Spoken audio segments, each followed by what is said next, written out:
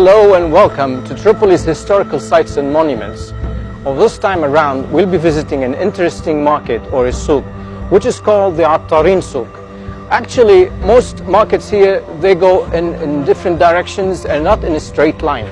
But this one is very interesting, is that it stretches for just under 1 mile, all the way from the south, the area called the Daftardar, all the way northeastwards towards an area called the Bab al-Tabbani, the Terbi'a and Naura, and close to the Attar Mosque.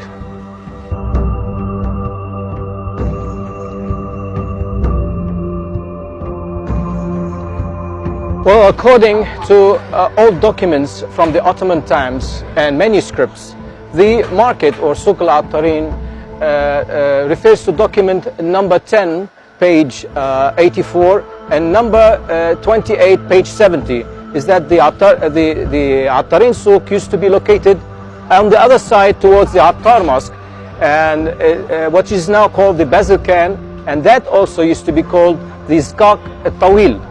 Now, this area around here used to be called also, or known up till the 16th century, it used to be known as Souk al-Tawaki. And this comes from the Arabic word means ta'iyyah, which means headrest, where they used to make hats for people to wear.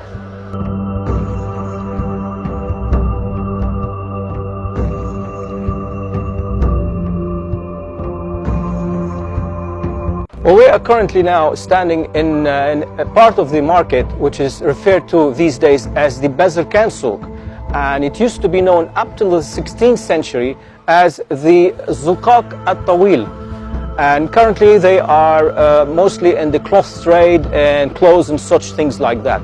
Well, here to my right is an interesting part of this market, is that there is the Khan al-Khiyatin, the very well-known Khan al-Khiyatin, and that one goes back to the Middle Ages.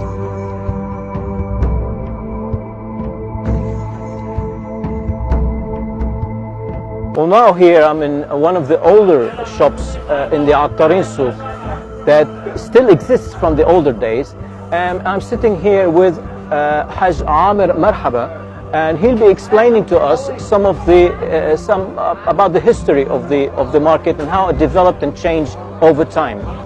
Alhamdulillah wa salatu wa salam ala Rasulullah. هون سوق العطارين العطارة القديمة انطلقت من سوق العطارين من المدينة القديمة.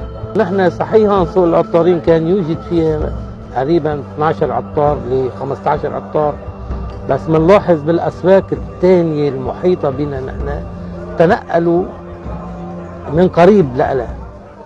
Well, as time passed, the sale of herbs and spices had shifted from where we are to where we are now, as it used to be all the way to the northeastwards by the Terbi'a area.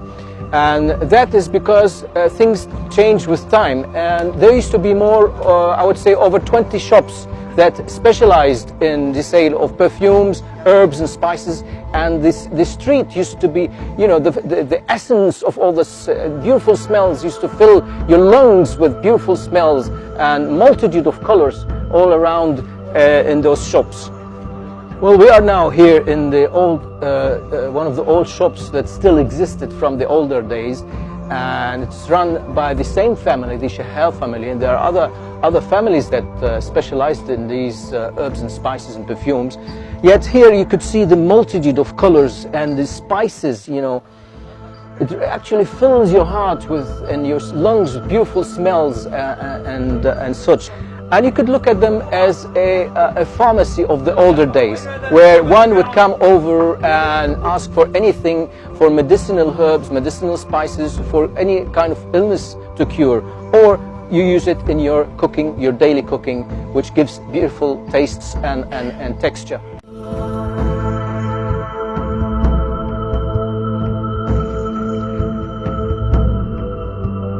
Well, you may have wondered where the name Attarin came from, or Souk al-Attarin. The name derived from the sale, of course, of herbs, spices, and sweet smells and perfumes. And the word is from the Arabic word meaning, which is Attar, meaning the sweet smells and spices and perfumes. Now, with the ongoing of time, things changed and many diverse trades entered the market, such as poultry, fishmongers, butchers, vegetable vendors, even dairy products. Yet they were all in a very chaotic and disturbing way.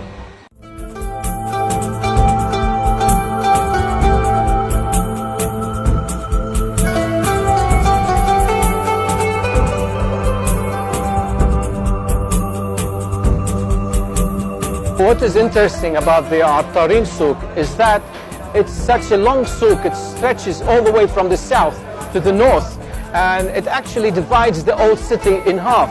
Where here to my left are what they are called the Mhatra steps, and it leads to the Mhatra district. It is the older quarter of the town, and it developed around the Tripoli citadel. In those days, it was the center point of the city. Now, on my right here is what they call the Nouri neighborhood, and that developed around the Grand Mosque in the 19th century. And as days gone by and went on, it developed and grew more and more until it stretched to the newer part of Tripoli.